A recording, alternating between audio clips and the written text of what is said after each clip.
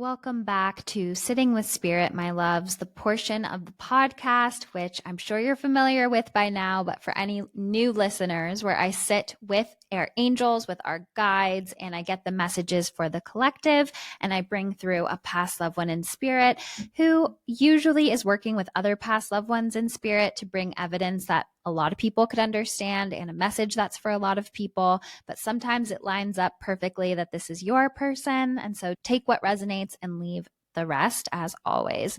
So starting off with the angel messages, I got a really interesting message about, well, it was this image of a witch's hat made of shadow, and it was in a tug of war with our crown chakra. And it gave me the feeling that right now it is more imperative than ever to heal the witch wound, to lean into our intuition. It's interesting because people talk about psychic protection. Psychic protection is listening to spirit. Mic drop. Psychic protection is listening to spirit because that is what gets you in alignment with your path of highest good.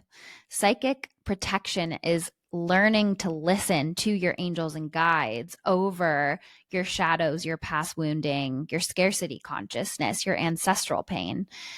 Psychic protection is learning to equip yourself with the team of light that exists all around you so that you can connect with your path of highest good. Psychic protection is when your angels and your guides tell you, hey, this isn't for your highest good. Hey, look out. Hey, move this way. That is protecting you from what we really need protection from, which isn't some scary spirit on the other side. It's what's possible here on earth. And spirit is actually the protection.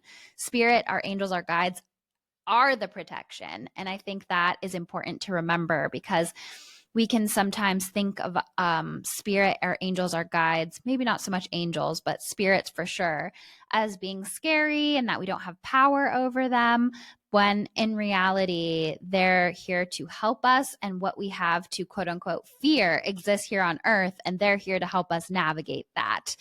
And so in that vein, I saw this witch's hat made of shadow.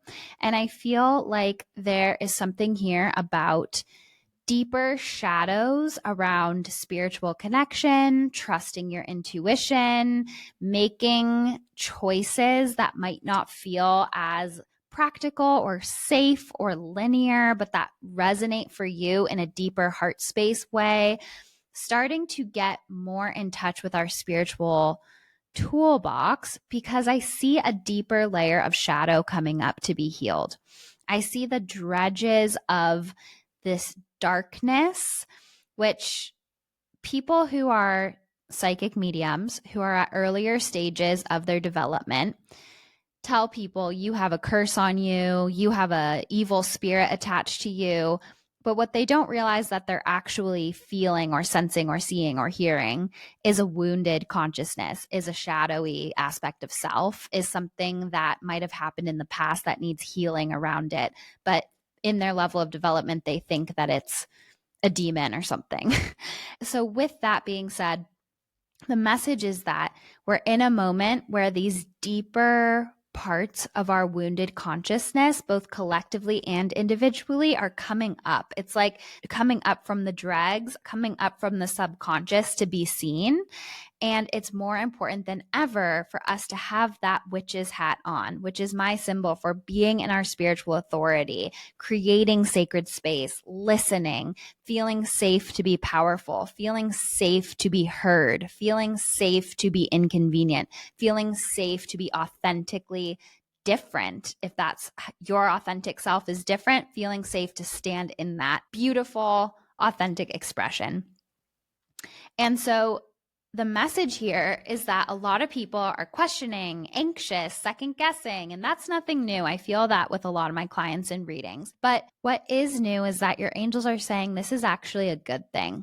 Similar to how a illness tries to fight back before it fully heals, kind of like how you'll have a flare up before it heals. That's what the overthinking is feeling like to me. It's feeling like it's turned up because it's threatened. It feels like it knows that you are on the verge of being a whole new version of self. You are on the verge of making such big leaps and transformations and starting to let go of the reins of control a little bit in the crown chakra and sink back to your heart and following your heart as your GPS system. And so it feels like the part of your consciousness in the crown chakra that's trying to protect you, it's trying to protect you, but it's actually sabotaging you because you get the message, you get the download, you get the inspiration, you get the idea, and then immediately that overthinking talks you out of it and keeps you stuck and small and in the same pattern that you've been in. And so the message now is that this overthinking being turned up a little extra loud is actually a good thing because that part of your crown chakra feels a bit threatened, that all of this spiritual knowledge, all of this self-growth, all of this remembering your intuition is starting to shift who you are on a fundamental level, peeling back the layers that are not your true self and helping to remember who you truly are inside and on a soul level. And so don't think of the overthinking as something that's wrong with you. Don't think of it as, oh, I am my overthinking, or this is a part of my story of self. Think of it as a symptom. Think of it as something that's trying to fight back and listen to it as a messenger. And chances are you can trace it back to a relative, a moment that your heart was broken, sometime that you were wounded and you started to use it as a crutch and a safety blanket. And now the witch's hat made of shadow is not a bad thing or a scary thing. It's a strong thing. It's a looking at the shadows and having the spiritual toolbox and authority and power to face them head on and to move forward with a new sense of strength and knowing that you have your angels and your guides having your back and fully trusting that and starting to loosen the reins. So there's a little bit of like a power play going on with the crown chakra collectively, but especially for the hummingbird community, it's a moment where we are shifting back to who we've been in many lifetimes and who we truly are. So the other thing I was seeing is the sign of the third eye. And so the third eye is right next to the crown chakra energetically. And so all of that is so important. And I feel like so many of you guys are dabbling and developing and working on connection. I'm not going to say trying because you are connecting, but you're working on understanding the connection and developing the connection. And they show me more than ever that you have your ability to connect and get your messages and that you need to trust that. And I feel like this conversation with Nikki and I will have a lot of activations for you guys. Like I could just feel as we were talking that you guys will be like, oh, I feel that too, or I resonate with this. Oh, that's how my intuition feels. Like, yes. And so take all of that as validation on your path because I see our third eyes opening more and more. And it's like I said in an earlier episode, let's move away from being excited by magic, by wanting to believe in magic, to expecting magic. Life is magical. We are magical. Magic exists. Expect it. And so I do feel like in that vein of the crown chakra block and the stories and the overthinking, I do feel a lot of themes around ancestral healing coming up, which is also very synchronistic with what Nikki and I spoke about in the episode. And I do feel like for so many of us, we don't realize how ingrained our parents' voices are and how ingrained their parents' voices were in them until we start to detangle things and do this work. I mean, just the other day, I was brushing my teeth and I realized that my inner villain voice goes to the most dark places. And at this point, I kind of just laugh at it. I don't recognize it as truth, but I won't say who, but somebody in my family, I realized that is completely their voice. Like that is not me to go to the worst case scenario. And I just put it together that that is totally a family member who, if you heard the way they jump to the worst possible thing that could happen, you would know exactly what I'm talking about. But so there is just this message here of most likely that fearful consciousness was inherited on some level, and we're in a deeper level of cycle breaking. And that's a part of the crown chakra healing right now too. And it's going to feel really unsafe to follow your heart if you don't come from a lineage where that was accepted or celebrated or praised. If you came from a lineage that was in survival mode, or you came from a lineage that didn't feel their feelings or pushed things down or numbed or denied or hid their truth, there's so many different ways that this could come about. But that's part of the detangling of the crown chakra block too, is like, what is my authentic voice around this? What do I really believe about this? Not just what I'm expected to believe, been programmed to believe, or what my family thinks I should do or believe. But it's really interesting because with that being said, I was in a mediumship reading today, and there were this woman's family, like so many different people came in, and she was working on ancestral healing. And so I had her father in spirit come through, and we were talking about alcoholism, and we were talking about different things with that. But then she had this awesome grandmother, and this grandmother was like, I'm strong. I am strong as hell, and I protected my kids, and there were 5 of us, and I made sure everything was good. And she just had this power. And she's like, I want my granddaughter to not only focus on the healing in the lineage, I want her to remember the badass ancestors that she also has supporting her with gifts. Like, my marriage with my husband was beautiful. She has that in her lineage. I'm a powerful woman. She has me as a guide. And so I loved that reminder for the collective of, so often we can get focused on what isn't working. We can look at our ancestors that did things less than perfect and see ourselves in their stories and see how we need to fix things and heal things.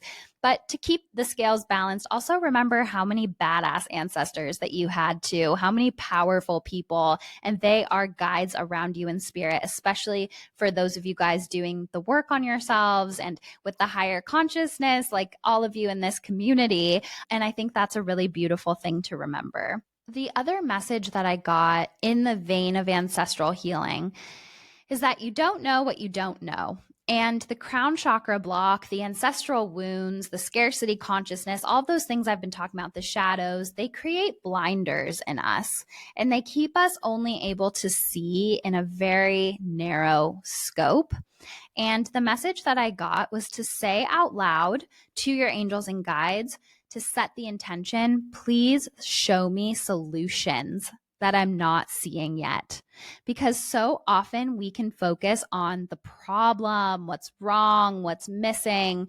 But I got this feeling that your angels and guides are sending you solutions, but you're not recognizing them because they're outside of the scope of the one picture you have in your head, the one way it can look, the one attachment to outcome, the one scenario you expect. And so there's something here about opening your horizons and seeing solutions and expanding your consciousness and setting the intention to look for solutions instead of problems or lack or not enough or what isn't working. And I would be interested, you guys, please write me, contact@magichourpod.com, how things shift for you when you set that intention. Because like they were saying, there's just this feeling of being so attached to outcomes and that being tied to the ancestral stuff. Like, well, this is how it's been done for generations, or no one in my family has ever done this, or it's in my family to communicate this way, or think of the world in this way. And I feel like the message I'm really trying to get at here is that, especially in this community, we're a group of people that are starting to break barriers of wounded consciousness and move the ball forward and see things in a new way. And what's coming through now is holding our lives to higher standards, having the self-worth and the love to hold our life to a higher standard. And it's not that your ancestors didn't love their lives, but we have a different access to knowledge and technology and connection than ever before. And it gives us different ideas about what's possible for ourselves. And by holding our lives to a higher standard, I basically mean not self-sacrifice, listening to our heart, being in our power, and choosing a life of love and joy. And that would seem simple and basic, but it's not. It's not. And it takes a lot of, work and growth and intentionality in this society to stay in that vibration. So there's a lot of different layers with the crown chakra stuff coming through. And that's the ultimate message too, like sort of filtering through all of that so that you can get into an intuitive and solution oriented mindset. And the reason that you'll need the intuitive part, besides the obvious, is that the answers and the solutions might not be obvious. Because if they were obvious to you, you would have already acted on them ages ago. You would already know them. So they might come about in a way that surprises you or takes a left turn. And the intuitive part of the puzzle will help you feel the rightness of them or the alignment, or if they're not right. So that's the fusion of that. And I do just feel like we're in a moment of a lot of change and growth and evolution. And, you know, for a lot of people, I do feel like it can feel really scary to not know what's coming and to know there needs to be change, but not exactly what that looks like. And so lean on these messages that I've been saying this whole time. Start to expand your idea of what's possible. Start to find solutions in places that were hidden in plain sight that your previous consciousness didn't see. So I did have a female in spirit coming through, and this felt like a pretty difficult connection with a lot of grief and a lot of ancestral trauma, which sort of seems like a theme of this sitting with spirit. She felt very down on herself. I feel like she passed young and it felt like a mother figure, but I feel like you never spoke to her. I feel like she put you up for adoption and you didn't know her. And the feeling that I got is that she wished she could speak to you, but there was something contractually that she wasn't allowed to reach out to you. And so I just get this feeling of like so many unprocessed emotions because you never got to actually speak to your biological mother and tell her how you feel and do that self-work. And so it feels like all of that is just sitting on your heart as this sort of unprocessed bundle of emotions. I did feel drug use with her, and I felt like she was very much down on herself, very disconnected from her personal power. And I got this feeling from her of having to just always sort of hide. And I feel like she had a very difficult dynamic with her dad. And that's part of the origin of where this ancestral trauma began, was with her dad.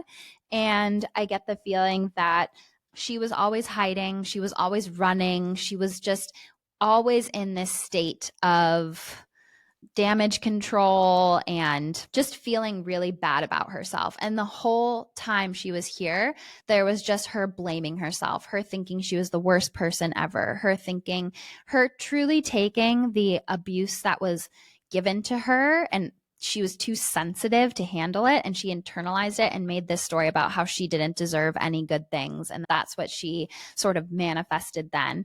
And so I also feel like there was a connection to music with her, and I saw a guitar, and I felt like on the other side she would send you music notes.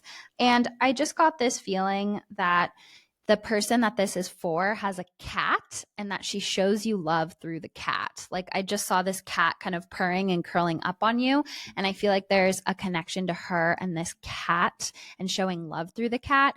And I also saw an L name, so I feel like there's something connected to the letter L with her, or you, who it's for. Your name could start with an L as well.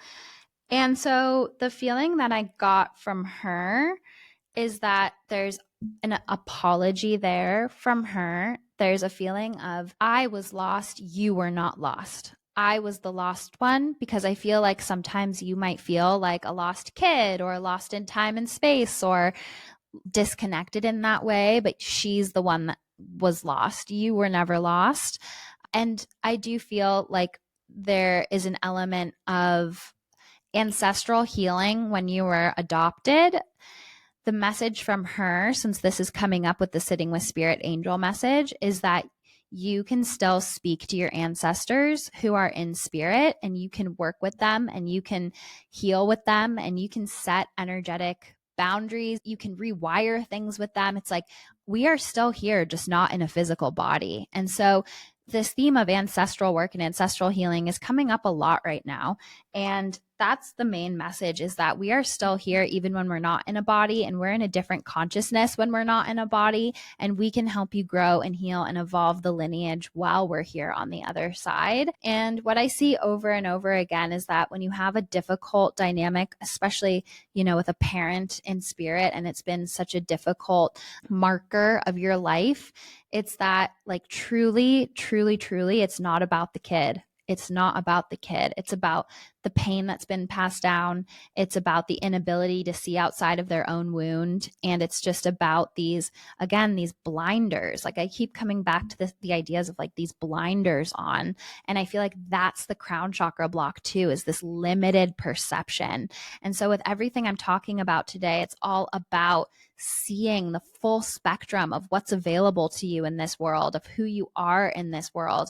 And I think this spirit came through today because she is one who had very strong blinders on. She only saw the world through how inadequate she was and how painful life was and how undeserving she was. Even if that wasn't true, she co-created with that story, and that became her reality. And I just feel like there's something here of just shatter those passed down stories, break free of them. And that witch's hat, that shadow work, that personal power, and that intuition are a big way to do that. And of course, again, to repeat this, setting that intention of, please show me the solutions that I'm not seeing now, and staying open. Staying open, and remembering sometimes the messages and the signs are internal, not external. And when you're always looking outside of yourself, you might miss it. So pay attention to feelings, ideas, inspiration. Keep creating sacred space for connection, which basically means space in quiet, space with intention, space where you're listening, and just trust the rest. Have a beautiful week, my loves.